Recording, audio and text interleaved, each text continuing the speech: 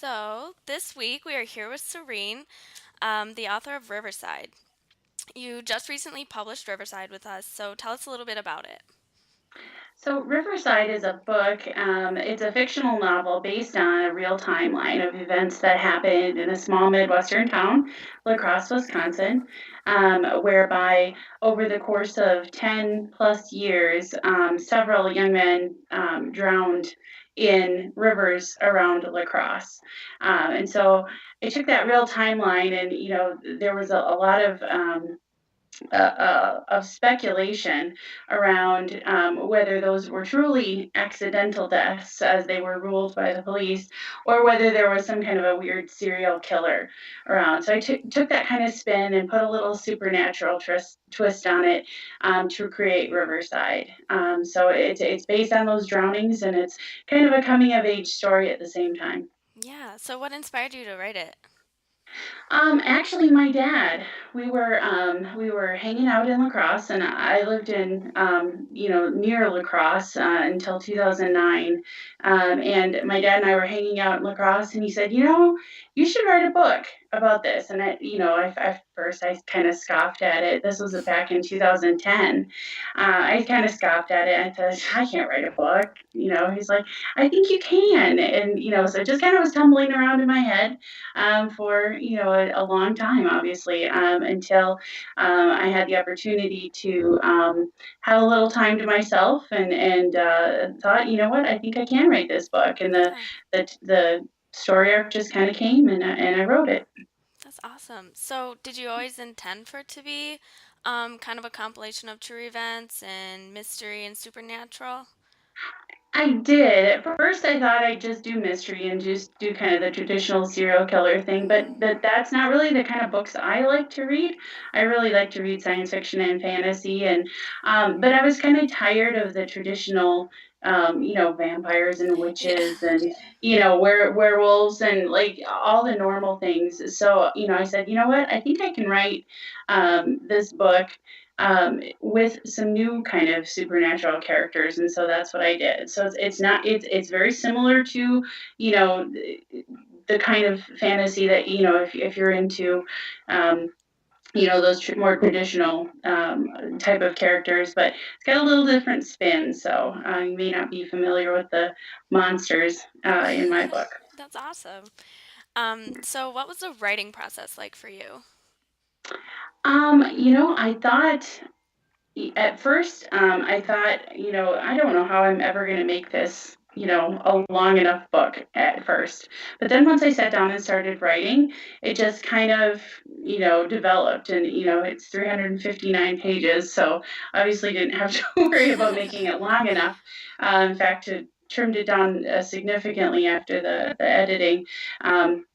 Just to make sure it was nice and tight, but it was some days were better than others as far as writing goes. I mean, there were days when I get stuck on something, or I get stuck on a word choice, or some kind of I wanted to make it as plausible as possible, and Okay. so. I did a lot of research. So half of writing the book, I think, was the research and making sure that things made sense and were accurate. Okay, yeah. So, it sounded like you had a couple roadblocks sometimes. So, how did you overcome that, or what helped you to overcome those? Um, Sometimes I reached out to friends, and so there's a long list of folks in the dedication, or not the dedication, but the thank yous section, that I would reach out, and each one of them had some specific kind of specialized knowledge, or sometimes I just needed encouragement. I mean, it's a big undertaking to write Yeah. your first book, especially that's not my career choice, my first career, I should say. I'm definitely going to write more, but I work in healthcare, in consulting, and so I needed some encouragement. So a lot of times I just reach out to family, to friends. Um, uh, a lot of times it just you had to walk away, and just kind of let thought tumble in my head a little bit, and then come back and write when it's fresh. But um, it really was a day to day, kind of thing, depending on what I was stuck on. Everybody gets roadblocks, and everybody works through them differently, I think. And for me, it was different every time, I think. Okay, so it sounds like you had a really good support system throughout it. Definitely, definitely. That's awesome. So, your book is now also available as an ebook on Amazon, which is awesome. Thank Um, you. how does it feel to have your work published in multiple forms?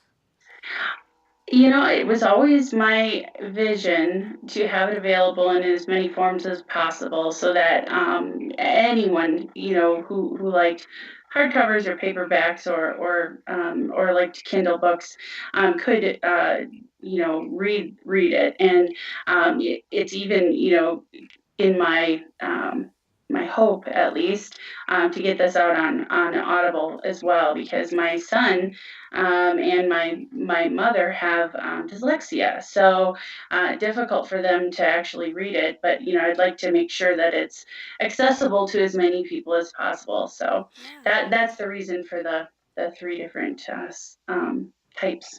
that's really awesome. So I understand you're writing a sequel. I am. Yeah. Um, it's not titled yet, but I have the whole outline, and I'm about halfway through the first draft.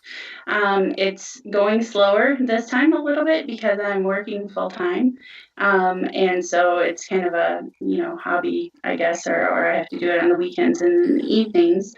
Um, but I think I should be done with it, at least the first draft, probably by March or so, and then it'll have to go through editing. So, I mean, I think we'd probably look at a publication around this time next year, Okay. hoping also to have Orange Hat publish the sequel. Yes, absolutely. Okay, well, thank you so much. We look forward to working with you for the sequel. That'll be fun. Yes. So anything else you'd like to share? Just that I'm not sure when this will be posted, but the ebook is free for download from November 18th through the 22nd. So if we get up in time, you can download it for free. And I did notice that it was part of the Kindle Unlimited selection as well. So if you have Kindle Unlimited, even beyond the November 22nd, I believe it will be part of that selection too. So hope everyone has a good holiday. Yeah, thank you so much. All right. Thank you. Have a great day.